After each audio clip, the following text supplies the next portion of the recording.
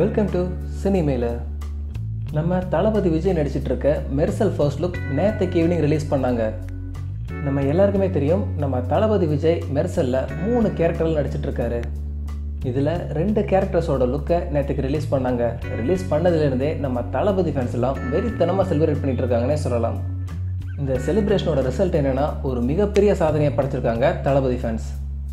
இனிமேல் இப்படி ஒரு ரெக்கார்டை பிரேக் பண்ண முடியுமா அப்படின்னு நினைக்க வைக்கிற அளவுக்கு அவ்வளோ பிரம்மாண்டமான சாதனையை படைச்சிருக்காங்க தளபதி ஃபேன்ஸ்.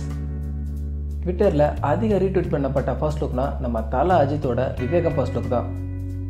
இந்திய அளவில் முதலிடத்தில் இருந்த விவேகம் ஃபர்ஸ்ட் லுக்கோட ரெக்கார்டை பிரேக் பண்ணுறதுக்கு மெர்சல் ஃபர்ஸ்ட் லுக்கு வெறும் 4 மணி நேரம் தான் தேவைப்பட்டிருக்கு. இதை பற்றி நம்ம சேனலில் ஏற்கனவே தனியாக ஒரு வீடியோ பண்ணியிருந்தோம். இப்போது இன்னொரு பிரம்மாண்டமான சாதனையை படைச்சிருக்கு மெர்சல் ஃபர்ஸ்ட் லுக்.